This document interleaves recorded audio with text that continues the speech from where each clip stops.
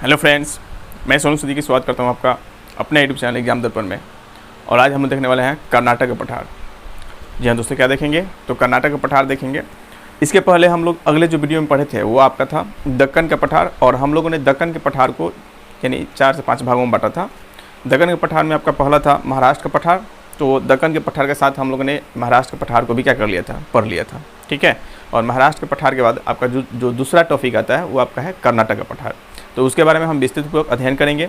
हम देख सकते हैं यहाँ पर जो मैप है, यहाँ पर दक्कन के ट्रेप को यानी दक्कन के पठार को कितने भाग बांटा गया है, 4 भागों में। एक हम ये देखिए 4 भाग ओरिजिनल है।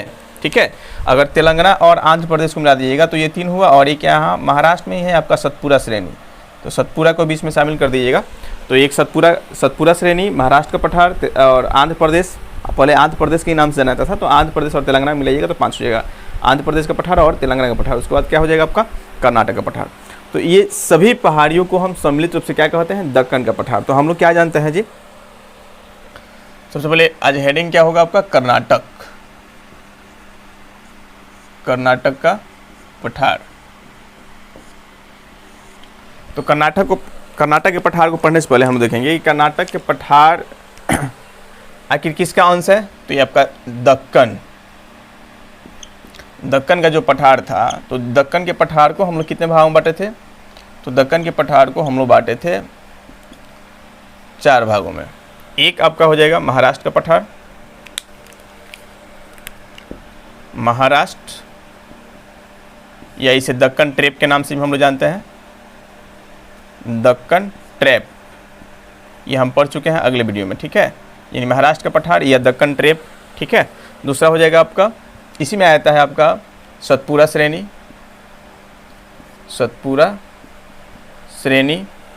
और सतपुरा श्रेणी के बाद हम लोग देखेंगे आपका कर्नाटक का पठार, कर्नाटक का पठार, और कर्नाटक का पठार के बाद यहाँ आ जाएगा आंध्र प्रदेश का पठार। अब इसी को क्या कर दिया है, 2 भागों में बांट दिया गया है। एक तेलंगाना नया राज्य बन गया है, तो तेलंगाना, और एक दूसरा हो जाता है आंध्र प्रदेश। तो इस प्रकार से भी हम क्या कर सकते हैं, इसको पढ़ सकते हैं। ठीक है, तेलंगाना का पठार और आंध्र प्रदेश का पठार। तो इसमें आपका पहला जो है हम लोग देखेंगे, महाराष्ट्र तो पढ़ चुके हैं, महाराष्ट्र का पठार पढ़ चुके हैं, यानी दक्कन ट्रेप को हम लोग पढ़ चुके हैं। और इसके बाद हम लोग देखेंगे आपका कर्नाटक का पठार। फिर हम देख लेंगे आपका एक और वीडियो आएगा आपका सतपुरा और तेलंगाना आंध्र प्रदेश के पठार से संबंधित। ठीक है, तो चलिए हम लोग देख रहे हैं आपका कर्नाटक का पठार। कर्नाटक का पठार, तो कर्नाटक के पठार को अगर हम देख रहे हैं तो यहाँ पर थोड़ा सा आप मैप में देख लीजिएगा, एक छोटा सा आप मैप बना लीजिएगा, केवल समझना है इसको। ठीक है,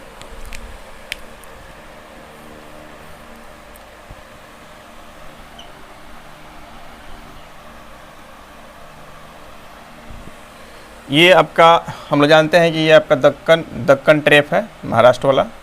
ठीक है, और इसके बाद ये जो आपका हिस्सा आता है ये आता है कर्नाटक का पठार।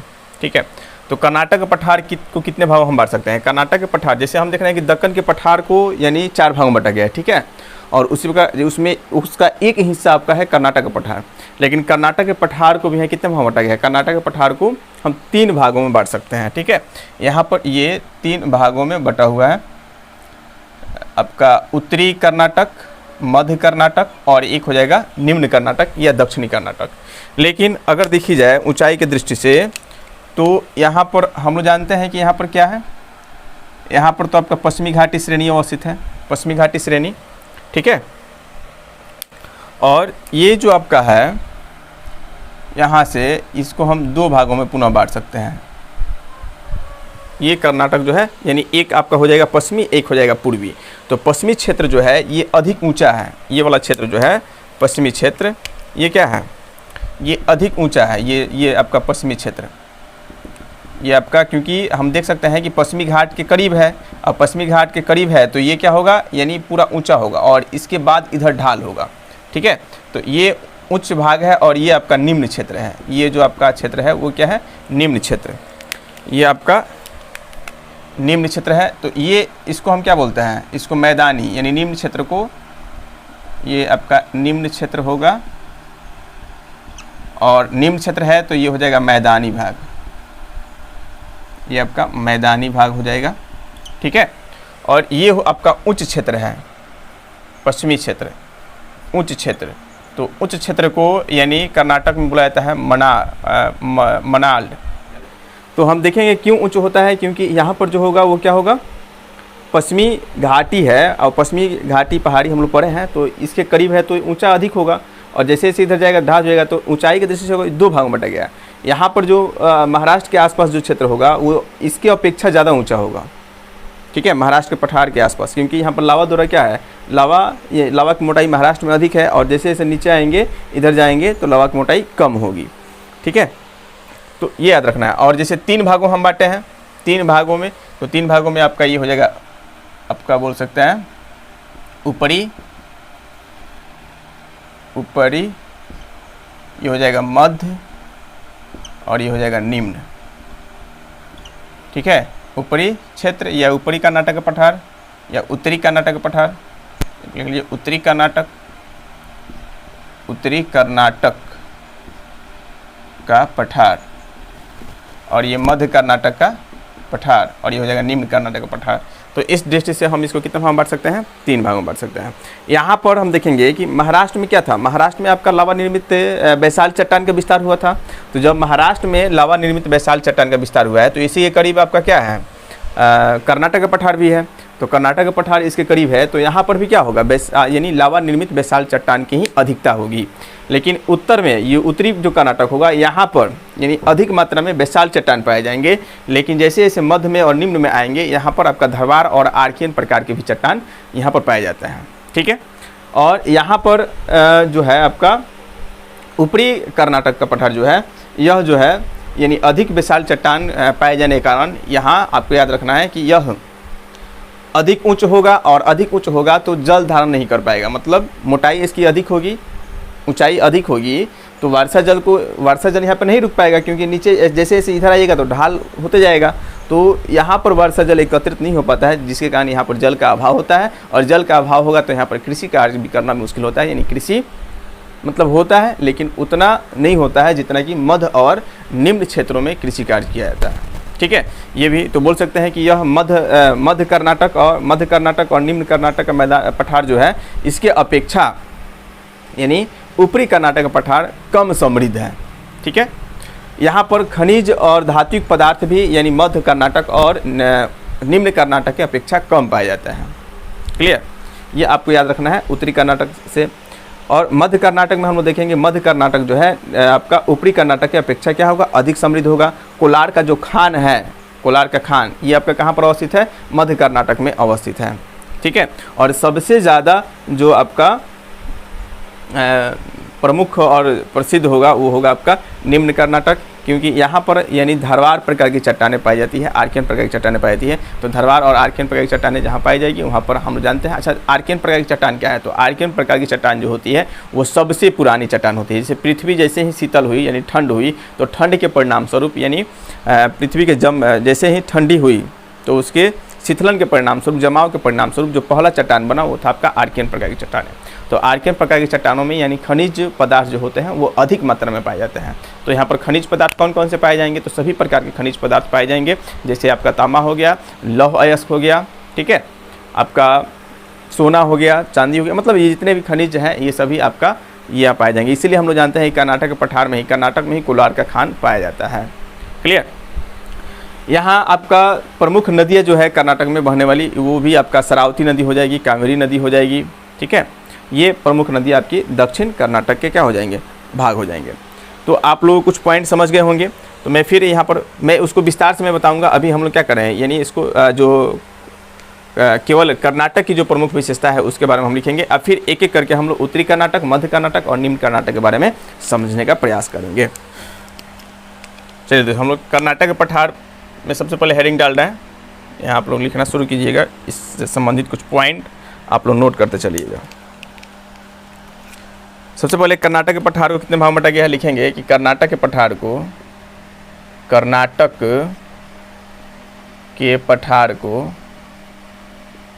पठार को 3 भागों में 3 भागों में बांटा गया है, बांटा गया है। ठीक है, और वो कौन कौन से भाग हो जाएंगे? एक में आपका उत्तरी कर्नाटक, उत्तरी कर्नाटक का पठार, उत्तरी कर्नाटक का, उत्तरी कर्नाटक का पठार। दूसरा जो हो जाएगा मध्य कर्नाटक का पठार, मध्य कर्नाटक का पठार। और तीसरा हो जाएगा निम्न कर्नाटक या दक्षिणी कर्नाटक का पठार।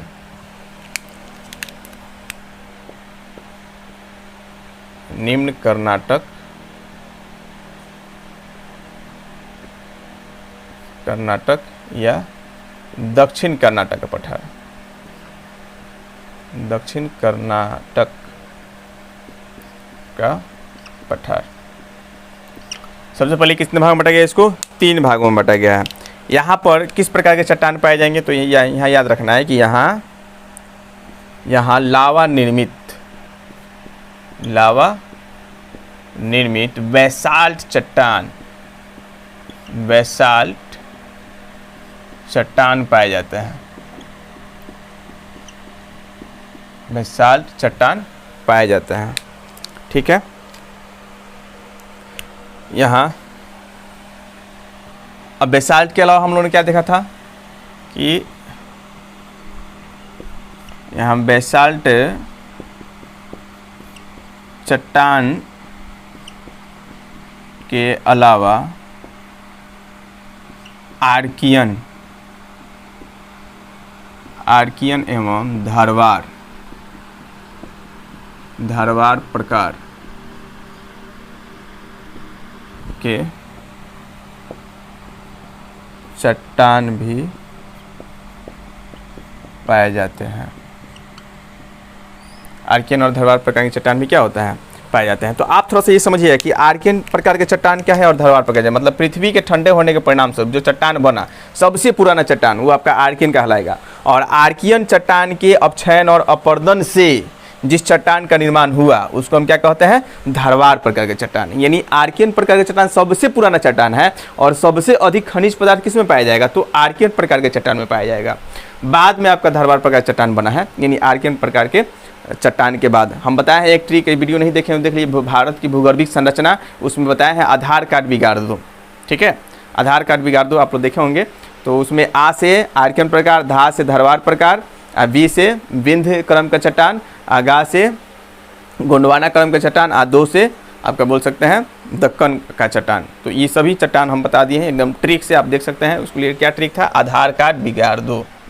बहुत लोगों को याद होगा, आधार कार्ड बिगाड़ दो, बिगाड़ दो। अगर क्रम याद रखना है तो सबसे पुराना चट्टान आर्कियन, आर्कियन प्रकार का चट्टान हो जाएगा, सबसे पुराना है। इसके बाद कौन आया? धारवार, धारवार प्रकार के चट्टान। और उसके बाद हो जाएगा आपका कुडप्पा, कुडप्पा क्रम की चट्टान, कुडप्पा क्रम की चट्टान। बी से विंध्य क्रम की चट्टान, विंध्य क्रम की चट्टान याद रखना है। गा से गुंडवाना, गुंडवाना क्रम की चट्टान। दो से दक्कन। तो दक्कन का चट्टान जो है वो सबसे पुराना है, सबसे नया है। सबसे पुराना आर्कियन, उसके बाद धारवार, उसके बाद कुडप्पा, उसके बाद विंध्य चट्टान, और उसके बाद गोंडवाना क्रम के चट्टान, और उसके बाद आता है आपका दक्कन प्रकार के चट्टान। ठीक है, तो दक्कन टाइप महाराष्ट्र में जो बना है उसको हम लोग देख चुके हैं। क्लियर? तो इस तरह आप श्रृंखला वाइज भी याद कर सकते हैं। क्लियर? इसको नोट कर लीजिएगा, अगर वो वीडियो नहीं देखे हैं, अगर देख लिए तो सबसे अच्छा है, उसको एक बार देख लीजिएगा। तो याद क्या रखना है कि यहाँ बेसाल्ट चट्टान के अलावा जो है यानी आर्कियन एवं धारवार प्रकार के चट्टान भी पाए जाते हैं। तो बेसाल्ट चट्टान क्या है? बेसाल्ट चट्टान एक प्रकार का दक्कन बोल सकते हैं कि दक्कन प्रकार के चट्टान है। क्लियर? नेक्स्ट हम लोग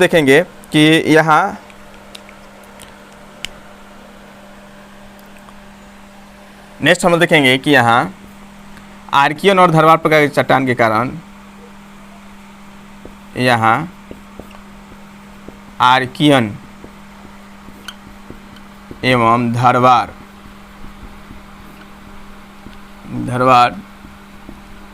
चट्टानों के पाए जाने के कारण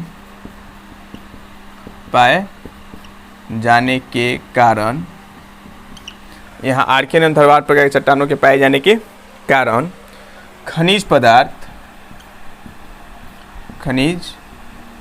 यानी कैसा धात्विक खनिज यानी खनिज पदार्थ अधिक पाए जाते हैं। अब वो कौन कौन से खनिज पदार्थ पाए जाएंगे, जैसे हम देख सकते हैं आपका लोहा हो जाएगा, सोना,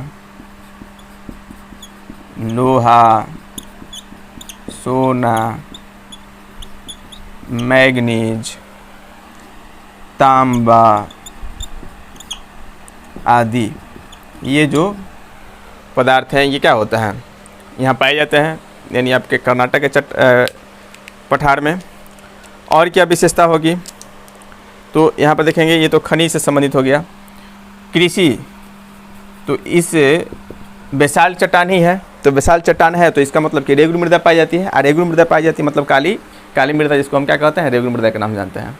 ठीक है, तो उसको भी आपको याद रखना है कि जब यहाँ पर बेसाल्ट चट्टान पाया जाता है, रेगुलर मृदा पाई जाती है, तो खेती फसल कौन कौन से होंगे, वही फसल होंगे आपका कपास यहाँ पर अधिक होगा, गन्ना होगा, प्याज होगा, हाँ आपका चावल हो जाएगा मतलब धान, गेहूँ, हाँ आपका क्या बोलते हैं तंबाकू होगा। यहाँ पर कर्नाटक में चिकमंगलूर जो है वो काफ़ी फेमस है, किसके उत्पादन के लिए, कॉफ़ी का उत्पादन के लिए, तो ये कॉफ़ी का उत्पादन होगा यहाँ पर। क्लियर, ये भी पॉइंट देख लेंगे कि कर्नाटक में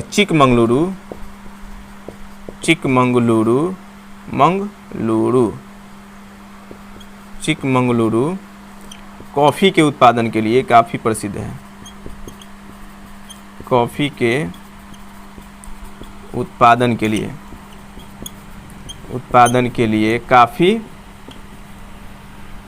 काफ़ी प्रसिद्ध है। ये सब पॉइंट को क्या कर लेना है, यहाँ से नोट कर लेना है। बड़ा बड़ा लिख रहा हूँ, दिखाई दे रहा होगा, आप लोग बार बार बोलते हैं कि सर बड़ा बड़ा लिखिए, तो मैं बड़ा बड़ा लिख रहा हूँ। आपके लिए मैं हर चीज़ करने के लिए तैयार हूँ, आप जो बोलिए मैं करने के लिए तैयार हूँ। ठीक है, आप जैसे बोलिए वैसे मैं पढ़ाऊँगा आपको, जैसे बोलिएगा वैसे मैं लिखूँगा। ठीक है, लेकिन आप भी वैसे कीजिए जैसे मैं चाहता हूँ। ठीक है, आप आराम से पढ़िए, एकदम निश्चिंत होकर पढ़िए, और लाइव में रेगुलर जुड़िए, और वीडियो को अंत तक देखिए। अच्छा लगे तो लाइक कर दीजिए, अगर नए हैं तो चैनल को सब्सक्राइब कर दीजिए। मैं बार बार तो नहीं बोलता हूँ, लेकिन ये आपकी फ़र्ज़ है, ये कर लीजिए। ठीक है, बात समझ में आ रही होगी। और एकदम मन लगा के पढ़िए बाबू, जितना अधिक पढ़िएगा उतना ही अधिक फ़ायदा करेगा आपको, क्योंकि टाइम है, हर चीज़ का एक टाइम होता है। बात आप समझ रहे होंगे, टाइम है, अभी आप मेहनत कीजिएगा। बीपीएससी वालों के लिए मैं खास कर बोल रहा हूँ, और साथ में जो और लोग भी तैयारी करने वाले जो हैं, ठीक है, जो चाहते हैं कि हमें भी कुछ करना है तो उसके लिए पढ़ना पड़ेगा। बेकार में अब इधर उधर फंसे हुए हैं, इधर उधर कर रहे हैं, तो उससे कोई फ़ायदा होने वाला नहीं है, उससे आपका टाइम पास होगा।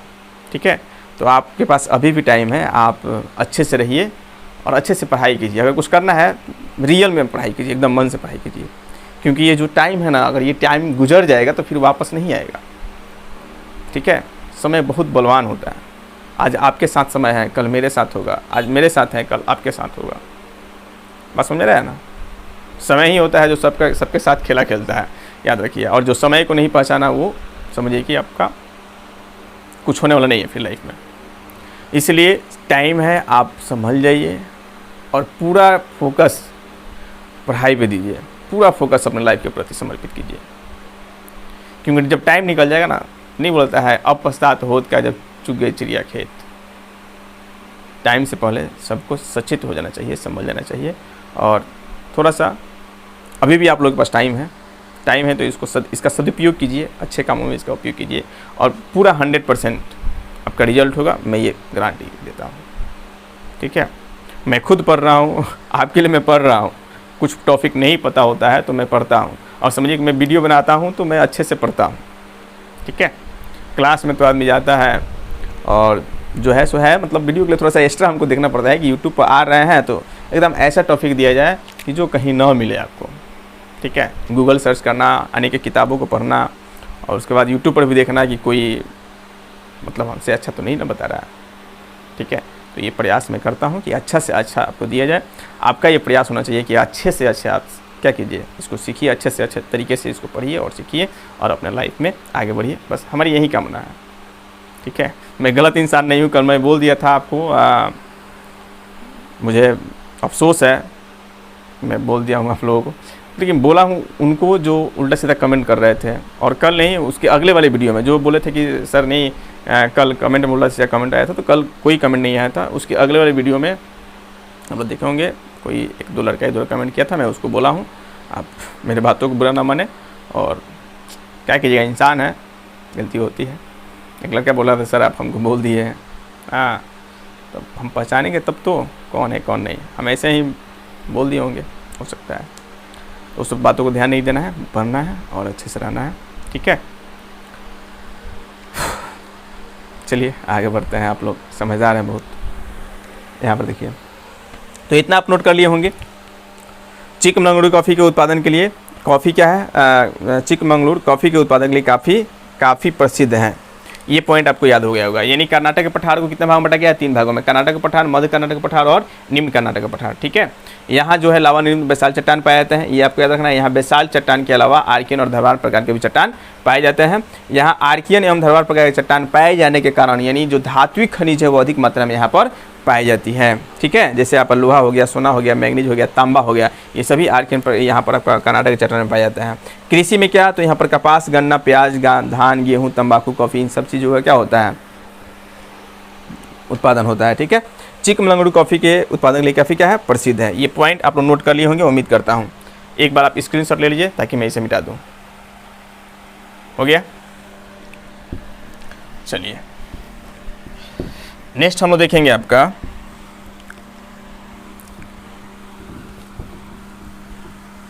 इसका जो दूसरा भाग है वो हो जाएगा आपका उत्तरी कर्नाटक का पठार।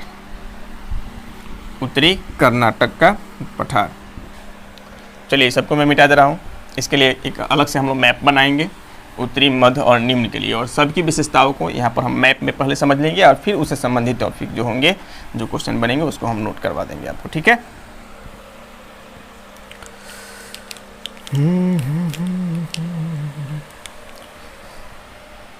चांद के दीवार, चलिए यहाँ पर गाना नहीं है, ठीक है। यहाँ पर आप समझिएगा। तो हम लोग भारत के मैप की आवश्यकता नहीं है, डायरेक्ट हम लोग पठार का ही क्या कर ले रहा है,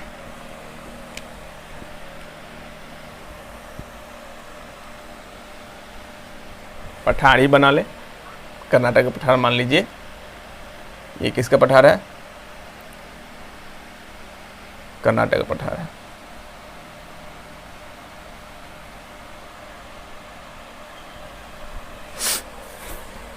इसको हम लोग ऊंचाई के आधार पर कितने भाग में बांटे थे, 2। तो ऐसे कर लीजिए, पहले तो हम लोग यहाँ पे एक बना ले रहे हैं जो आपका क्या है, पश्चिमी घाटी। ये तो हो गया आपका पश्चिमी घाटी, क्लियर। पश्चिमी घाटी के बाद पश्चिमी घाटी के आसपास वाला जो क्षेत्र होगा वो क्या होगा, पश्चिमी घाटी के आसपास क्षेत्र वाला ये अधिक भाग जो होगा वो ऊंचा होगा। ये भाग क्या होंगे, ये भाग अधिक ऊंचे होंगे, ठीक है। ये भाग इस तरह अब लिखने की क्या हो सकता है, ड्रॉ करने की, आप इतना समझिए ना कि ये भाग क्या होंगे, ऊंचे होंगे। तो इसको हम क्या लिखे थे, ये था ऊंचा क्षेत्र था और ये क्या था आपका, निम्न क्षेत्र था, निम्न क्षेत्र। तो निम्न क्षेत्र है, इसको क्या बुलाया जाता है, इसको बुलाया जाता है मैदान, ठीक है। क्या डूब गई यार, ओहो।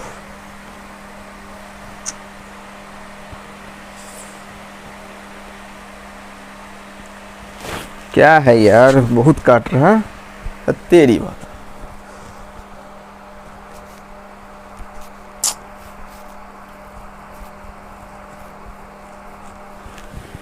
कीरा है। और ऊंचा क्षेत्र को क्या बोला जाता है? मनाल्ड। मनाल्ड, ये आप याद रखना। कीड़ा पड़ रहा है यार। ये जो उच्च क्षेत्र होगा इसको क्या बोलेंगे हम लोग? मनाल्ड बोल रहे हैं, यानी कर्नाटक में इसे मनाल्ड के नाम से जाना जाता है। और जो निम्न क्षेत्र है इसको क्या बोला जाता है? मैदान क्षेत्र के नाम से जाना जाता है। इसके साथ ही यानी इसे कितने भागों में बांटा गया है? यानी देख सकते हैं 3 भागों में।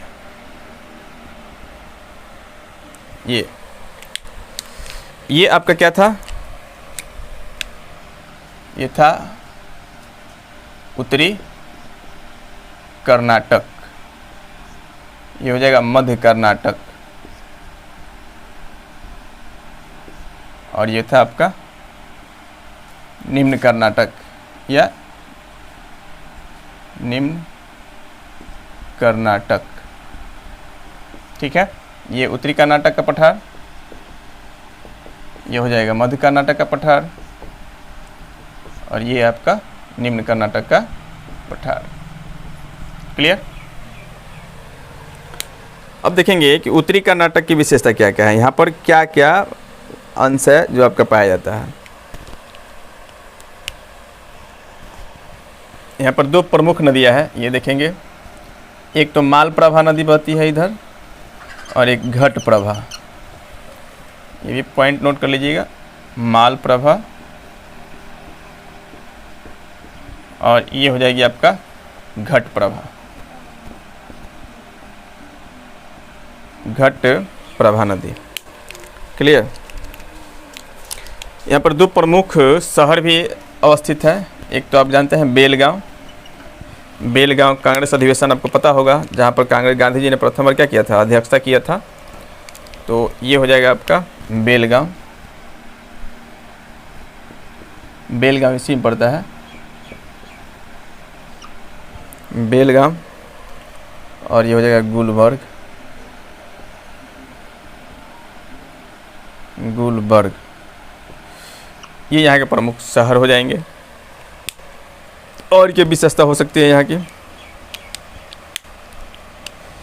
विशेषता में याद रखना है कि भाई ये तो प्रमुख नदियाँ हो गई आपका कि मालप्रभा, घटप्रभा हो गई, मालप्रभा हो गई यहाँ की प्रमुख नदी। जो प्रमुख शहर हैं वो आपका बेलगांव हो गए, गुलबर्ग हो गए। ये खास करके पूछ देता है कि ये बेलगांव यानी किस कर्नाटक किस भाग में अवस्थित है, तो आपको याद रखना है उत्तरी कर्नाटक के पठार में अवस्थित है। ठीक है, और इसकी विशेषता क्या होगी? विशेषता में ये पॉइंट हम लिख सकते हैं। चलिए इसको नोट ही कर लिया जाए। उत्तरी कर्नाटक डालकर हेडिंग डालिएगा, उत्तरी कर्नाटक। उत्तरी कर्नाटक में सबसे प्रमुख बात कि यह क्षेत्र महाराष्ट्र के पठार से जुड़ा हुआ है। महाराष्ट्र के पठार से लगा हुआ है। अब ये उत्तर में है, तो उत्तर इसके बाद यहाँ पर क्या है? महाराष्ट्र ना है जी, तो ये महाराष्ट्र के पठार से जुड़ा हुआ है। ठीक है, ये आपको याद रखना है कि यह क्षेत्र जो है महाराष्ट्र के पठार से लगा हुआ है, जुड़ा हुआ है। यहाँ लावा द्वारा निर्मित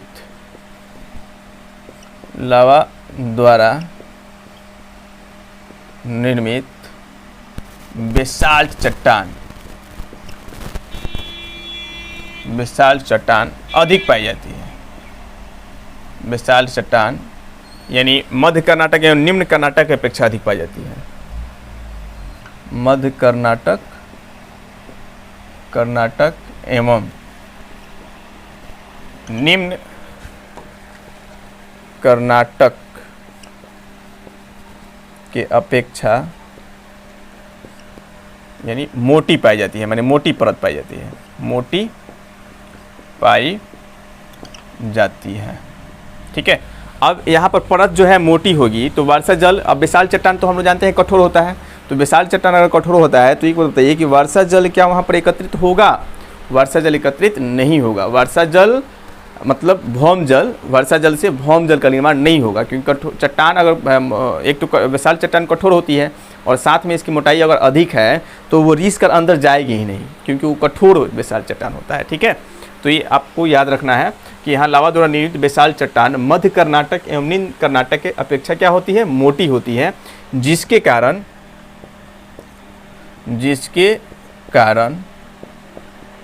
यहाँ वर्षा जल एकत्रित नहीं होता है। वर्षा जल क्योंकि अधिक ऊंची होती है, ऊंचाई पर भी अवस्थित है।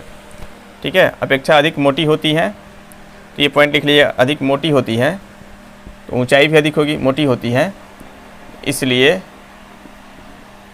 इसलिए यह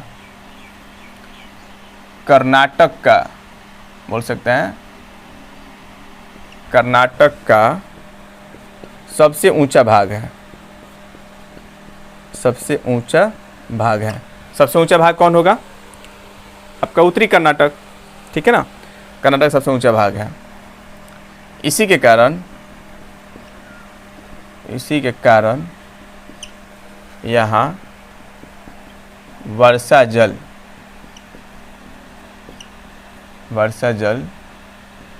एकत्रित नहीं होता है,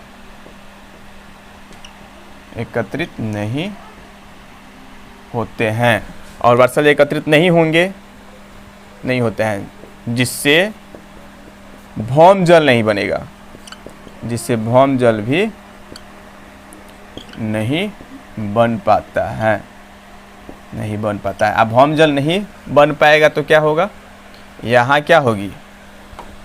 यहाँ वर्षा जल, यहाँ भौम यानी पेयजल का अभाव होता है। पेयजल का अभाव एवं सिंचाई की समस्या होती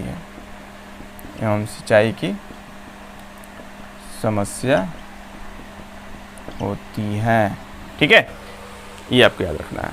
क्योंकि अब देखिए अधिक ऊंचा है तो पानी यहाँ रुकेगा नहीं, सीधा ढलान भी अधिक है, क्योंकि इधर आप अधिक ढाल है तो पानी आएगा और सीधा ढल कर कहाँ चल जाएगा? दक्षिणी कर्नाटक वाले क्षेत्रों में। बस समझ में आ रहा है? तो ये पॉइंट यहाँ से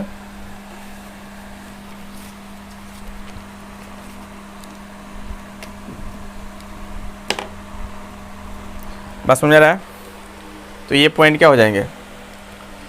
तो ये पॉइंट आपको यहाँ से इतना याद रखना है। नेक्स्ट हम देखेंगे कि यहाँ की प्रमुख नदियाँ, यहाँ की प्रमुख नदियाँ निम्न है। एक में क्या हो जाएगी? घटप्रभा और दूसरी हो जाएगी मालप्रभा। ठीक है, एक नदी कौन हो जाएगी? घटप्रभा। हम देख रहे हैं कि एक घटप्रभा हो गई है और दूसरी कौन है आपका? मालप्रभा। तो यहाँ की दो प्रमुख नदियाँ हैं, घटप्रभा और मालप्रभा। नेक्स्ट हम देखेंगे यहाँ के जो प्रमुख शहर हैं, यहाँ के प्रमुख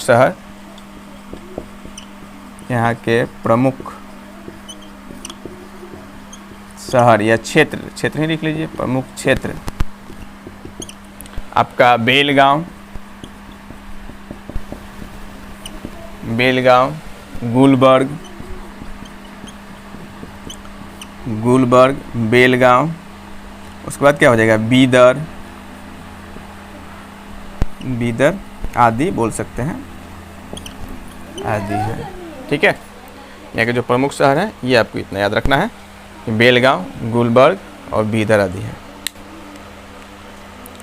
क्लियर?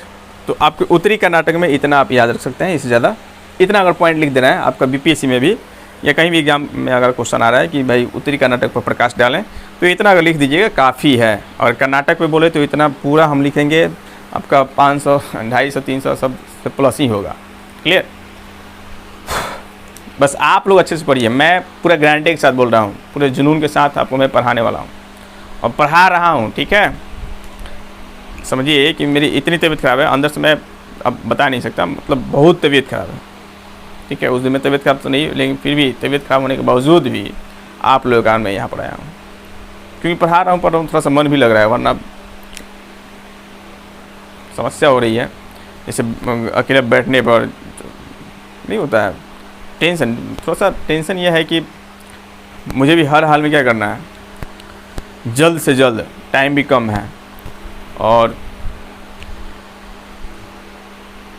अपना टारगेट जो है उसको अचीव करना है। जैसे मान लीजिए आप लोगों का टारगेट है, वैसे मेरा भी टारगेट है सिविल सर्विस का, तो मुझे वो प्राप्त करना है। ठीक है, तो मैं उसके पीछे पढ़ा हुआ हूँ, वहीं बस पढ़ रहा हूँ और पढ़ा रहा हूँ। मैं पढ़ाता हूँ और आप लोग जान भी करते हैं, और मैं पढ़ रहा हूँ, और साथ में जो टाइम देख रहा हूँ कि फ्री है, इधर उधर है, उस टाइम में अपना वीडियो में बना लेता हूँ, और ताकि कोई भी टाइम मेरा वेस्ट ना हो जाए, वो टाइम में मैं अपना वीडियो बनाता हूँ। और वीडियो बनाकर इस टाइम 8 बजे आप लोगों को क्या कर रहा हूँ, लाइव कर दे रहा हूँ, प्रीमियम कर दे रहा हूँ, आप लोग देख रहे हैं और अच्छे से पढ़ रहे हैं। ठीक है, चलिए, उम्मीद कर रहा हूँ आप लोगों को ये बात समझ में आ रही होगी। इतना पॉइंट आप नोट कर लिए, मिटा दूँ? चलिए, इसके बाद हम लोग देखेंगे मध्य कर्नाटक के बारे में। जो व्यक्ति आ रहे हैं वो वीडियो को लाइक कर दीजिए। आप लोग आते हैं, जुड़ते हैं, लेकिन लाइक बहुत कम रहता है। ठीक है, तो लाइक भी करते चलिए और कमेंट कर सकते हैं, अच्छा कमेंट। ठीक है, हाँ, ये अच्छा बुरा, अगर पढ़ाई बुरा लगे तो वो भी कमेंट कर सकते हैं। अच्छा कमेंट मतलब कि आप लोग अपने में अगर बात भी कर रहे हैं तो अच्छा कोई बात कीजिए, उल्टा सीधा नहीं। हाँ, और पढ़ाई कैसा लग रहा है, समझ में आ रहा है कि नहीं, ये बताइए, ये पूछिए। ठीक है, या कोई कहीं टॉपिक पे दिक्कत हो रही है तो वो कमेंट में बता सकते हैं। क्लियर?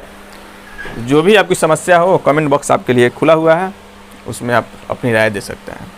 दूसरा हम देखेंगे मध्य कर्नाटक का पठार। मध्य कर्नाटक का पठार। अब मध्य कर्नाटक के पठार में क्या होगा, इसमें हम लोग देखेंगे। तो यह क्षेत्र उत्तरी कर्नाटक की अपेक्षा क्या होगी, जो उत्तरी कर्नाटक था उसकी अपेक्षा यह कम समृद्ध होगी। यह क्षेत्र उत्तरी कर्नाटक की अपेक्षा, सॉरी, ज़्यादा समृद्ध होगी ना, उत्तरी कर्नाटक की अपेक्षा ज़्यादा समृद्ध। जैसे नीचे जाएंगे वो समृद्ध होते चली जाएगी, की अपेक्षा ज़्यादा समृद्ध है। क्या है? ज़्यादा समृद्ध है। क्लियर? नेक्स्ट लिखिएगा। और क्या क्या है कि विशेषता हो जाएगी, तो हम लोग देखेंगे यहाँ जो चट्टान पाई जाएगी, यहाँ तो अधिकतर बेसाल चट्टान पाई जा रही थी, लेकिन इसमें कौन सी चट्टान, यहाँ पर अधिकतर धारवार प्रकार की चट्टानें पाई जाएगी। तो ये भी पॉइंट लिखेंगे कि यहाँ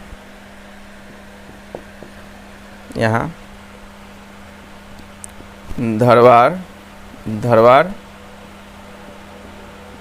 प्रकार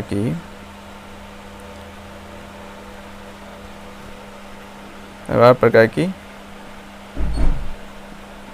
चट्टानें अधिक पाई जाती हैं, अब धारवार प्रकार की चट्टानें अधिक पाई जाएगी तो यहाँ पर खनिज पदार्थ भी अधिक पाए जाएंगे। इसलिए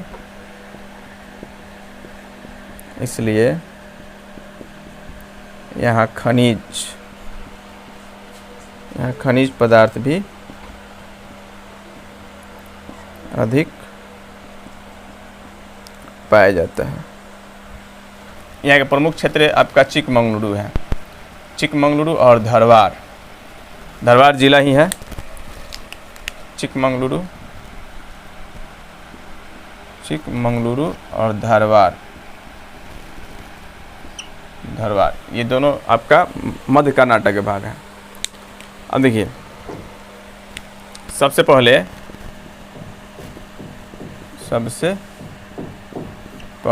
धारवार में ही, यानी सबसे पहले धारवार में ही इस प्रकार के चट्टानों को क्या किया गया था, चट्टानों को देखा गया था। इसलिए इसका नाम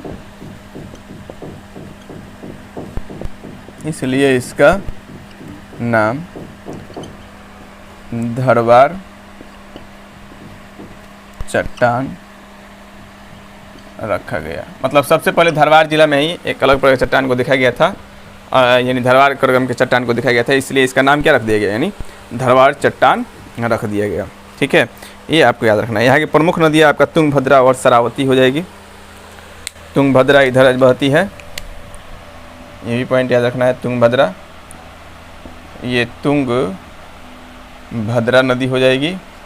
और इधर देखिएगा शरावती नदी आपका यहाँ से पश्चिमी घाटी जो है, पश्चिमी घाटी से शरावती नदी यहाँ से निकल जाती है। और शरावती नदी ये कौन सी नदी है, शरावती। शरावती नदी कर्नाटक किस भाग में है, तो मध्य कर्नाटक के भाग में है शरावती नदी।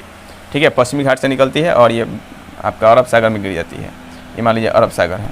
ठीक है, और शरावती नदी पर ही सबसे विश्व का सबसे ऊंचा जोग प्रपात जोग प्रपात अवस्थित है। किस नदी पर, शरावती नदी पर ही। ठीक है, तो ये भी पॉइंट लिख लेंगे। यहाँ की प्रमुख नदियाँ जो है, यहाँ की प्रमुख नदियाँ, एक में तुंगभद्रा नदी,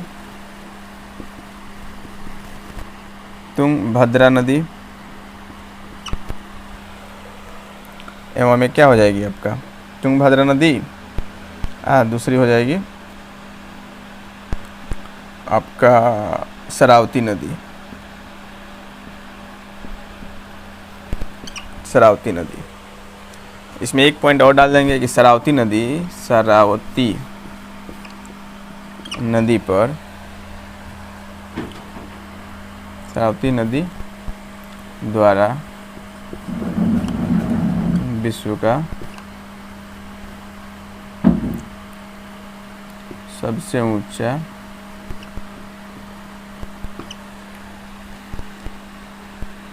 जलप्रपात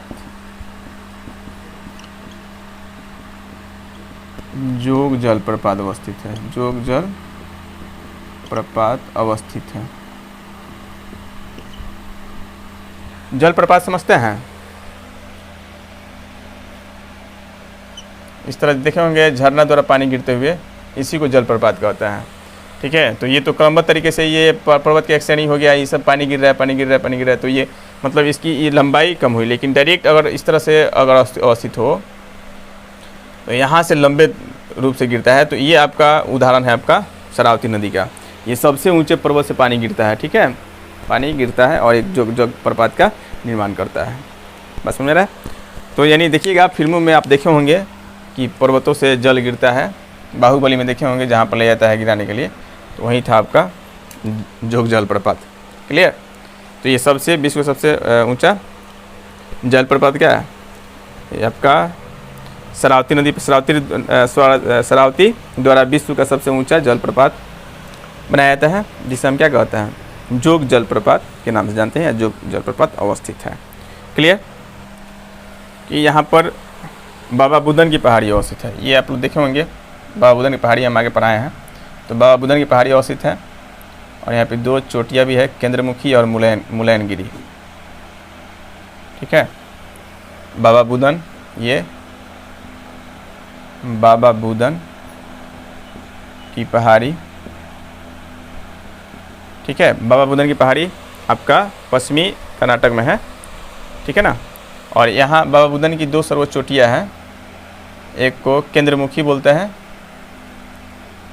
केंद्रमुख, और एक है आपका मुलैनगिरी। मुलैनगिरी। ठीक है, ये आपका दोनों कहाँ पर अवस्थित है, बाबा बुदन की पहाड़ी पर। और यहाँ कर्नाटक की सबसे ऊंची चोटी भी याद रखना है, मुलैनगिरी है। यह कर्नाटक की सर्वोच्च चोटी भी है, सर्वोच्च चोटी है। ठीक है, तो ये भी लिख लेंगे। मध्य कर्नाटक में ही, मध्य कर्नाटक में ही बाबा बुदन की पहाड़ी है, बाबा बुदन की पहाड़ी है, जिसकी दो चोटियाँ प्रमुख हैं, जिसकी दो सर्वोच्च चोटियाँ हैं। सर्वोच्च चोटियाँ हैं। एक में लिख लीजिए आप, एक हो जाएगा मुलैनगिरी, मुलैनगिरी। दूसरा हो जाएगा आपका कुद्रेमुख, कुद्रेमुख। ठीक है। अब ये दोनों को मिलाकर जो मुलैनगिरी और कुद्रेमुख दोनों को मिक्स रूप से क्या बोलते हैं? चंद्रदोष बोलते हैं। ये भी लिख लीजिएगा कि मुलैनगिरी एवं चंद्रमुख, सॉरी चंद्रमुख लिख देना का, कुद्रेमुख होगा, कुद्रेमुख को सम्मिलित रूप से क्या कहता है? चंद्रद्रोण कहते हैं, चंद्रद्रोण कहते हैं। ये पॉइंट आपको क्या करना है, याद रखना है आपको। किससे संबंधित? मध्य कर्नाटक के पठार से। क्लियर? कोई दिक्कत इसमें नहीं होनी चाहिए आपको। चलिए, क्या क्या याद रखना है एक बार इसको देख लीजिए। यानी मध्य कर्नाटक पठार जो है, यह क्षेत्र जो है उत्तरी कर्नाटक की अपेक्षा ज़्यादा समृद्ध होगा, लेकिन देखेंगे निम्न कर्नाटक की अपेक्षा कम समृद्ध होगा। ठीक है। यहाँ धरवार प्रकार की चट्टानें पाई जाती है, इसलिए यहाँ खनिज पदार्थ भी अधिक पाए जाते हैं। सबसे पहले धरवार जिले में इस प्रकार की चट्टानें को दिखाया गया था। धरवार जिला है आपका कर्नाटक का, धरवार जिले में यानी इस प्रकार की चट्टान को दिखाया गया था, इसलिए इसका नाम क्या पड़ गया? धरवार चट्टान रखा गया। क्लियर? यहाँ की प्रमुख जो नदियाँ हैं वो कौन हो जाएगी? तुंगभद्रा नदी हो जाएगी और एक शरावती नदी हो जाएगी। शरावती नदी द्वारा विश्व का सबसे ऊंचा क्या किया जाता है? जलप्रपात का निर्माण किया जाता है, जिसका नाम क्या है? जोग जलप्रपात। ठीक है। मध्य कर्नाटक में ही क्या है आपका? बाबा बुदन की पहाड़ी अवस्थित है, और यहाँ की दो सर्वोच्च चोटी आपको याद रखना है, मुलैनगिरी और कुद्रेमुख। मुलैनगिरी और कुद्रेमुख को सम्मिलित रूप से क्या कहते हैं? चंद्रदोष कहते हैं। और ये भी आप एक पॉइंट और याद रखिएगा कि मुलैनगिरी कर्नाटक की सबसे ऊंची चोटी है। मुलैनगिरी कर्नाटक की सर्वोच्च चोटी है। ठीक है। ये पॉइंट आप याद रख सकते हैं। किससे संबंधित? तो मध्य कर्नाटक से संबंधित। एक बार आप लोग इसका स्क्रीनशॉट ले लीजिए ताकि हम इसको मिटाएं। चलिए, अब लास्ट जो बच रहा है हम लोगों का, ये बच रहा है आपका दक्षिणी कर्नाटक, या बोल सकते हैं निम्न कर्नाटक। तो अब देखिए, निम्न कर्नाटक जो होगा, हम बताए थे कि ऊपर जैसे जैसे नीचे आएंगे वो ज़्यादा समृद्ध होता चला जाएगा। ठीक है। तो यहाँ बोल सकते हैं कि जो निम्न कर्नाटक है, यहाँ आर्किया प्रकार की चट्टान पाई जाती है। ठीक है। और यहाँ कोलार का खान भी अवस्थित है। कोलार का खान जो है, कोलार के सोने का खान, कोलार का सोना का खान यहाँ पर अवस्थित है। ठीक है। कोलार के सोने का खान यहीं पर अवस्थित है। बेंगलुरु शहर आपका इसी में अवस्थित है। आप बोल सकते हैं निम्न गंगा के मैदान, निम्न कर्नाटक क्षेत्र में ही बेंगलुरु शहर जो है ये कहाँ पर अवस्थित है? यहीं पर अवस्थित है। तो इसको यहाँ ना लिखकर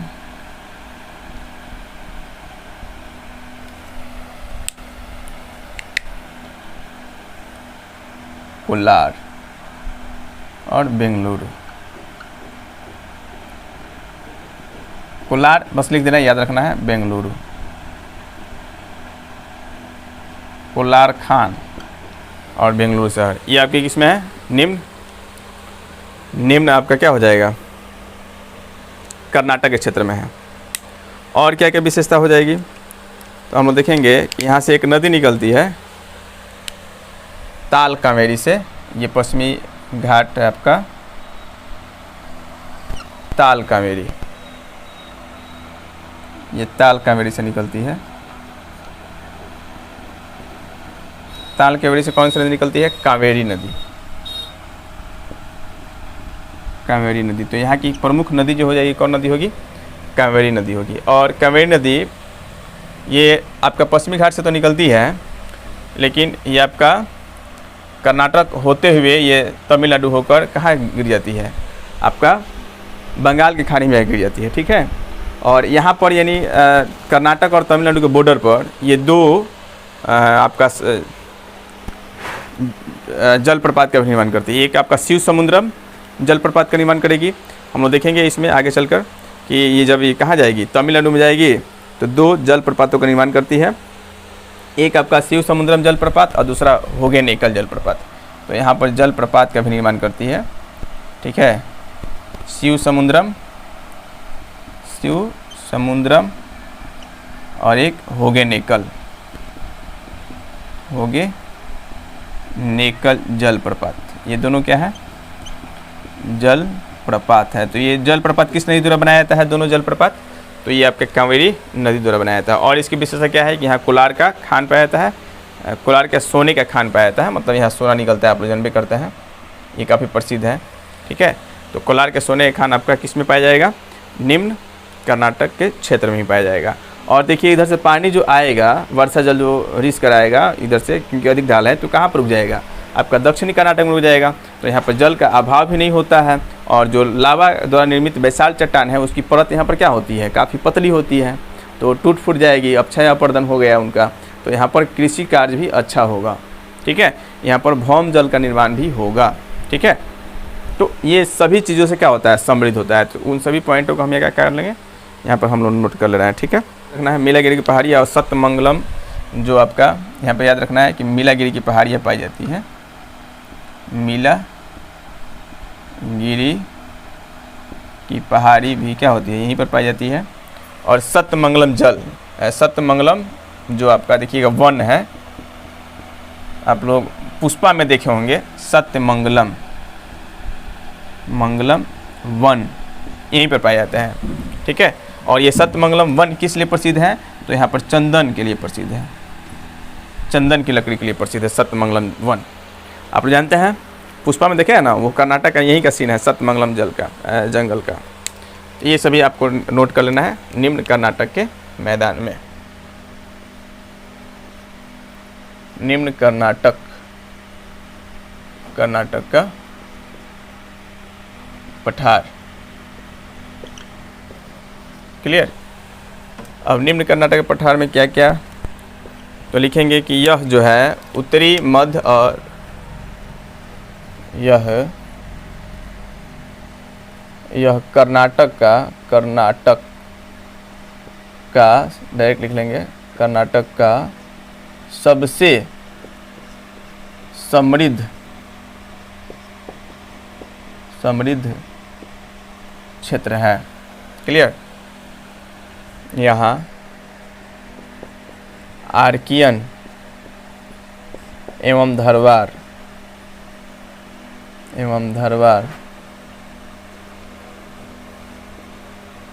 प्रकार की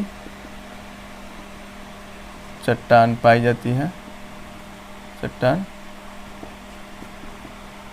है, यहाँ खनिज पदार्थ बड़े मात्रा में पाया जाता है।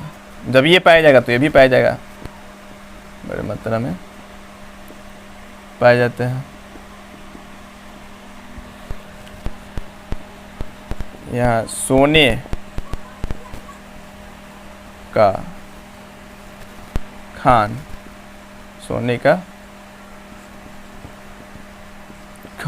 कोलार अवस्थित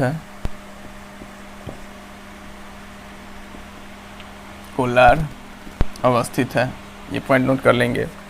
और क्या क्या बन जाएगा,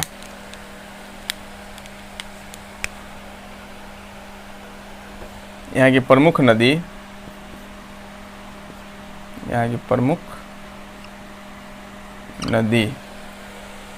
कौन हो जाएगी, कावेरी है, जो पश्चिमी घाट में, पश्चिमी घाट के ताल कावेरी से निकलकर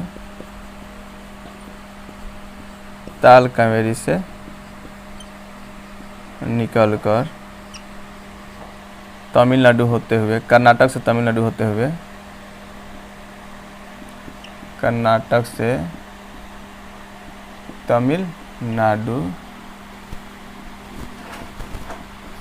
होते हुए बंगाल की खाड़ी में गिर जाती है,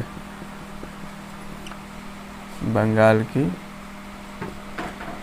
खाड़ी में गिर जाती है। देखिए इस नदी द्वारा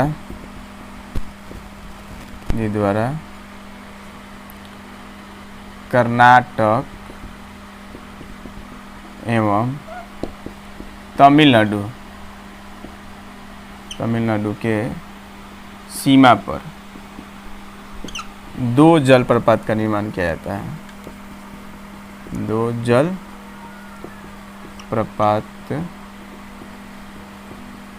बनाया गया है। एक में शिव समुद्रम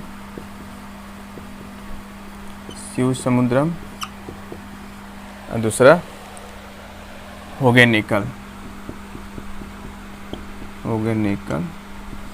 दोनों क्या है? जलप्रपात। देखिए यहाँ मिलाईगिरी की पहाड़ियाँ पाई जाती हैं। यहाँ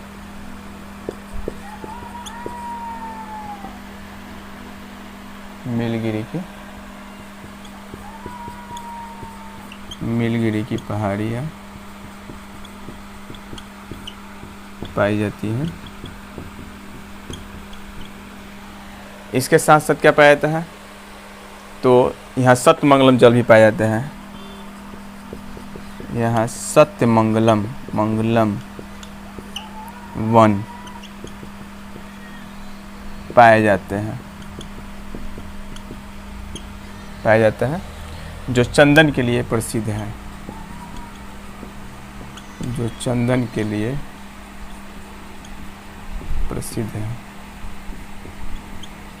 ठीक है। इतना पॉइंट क्या करना है, इससे आपको याद रखना है। क्लियर?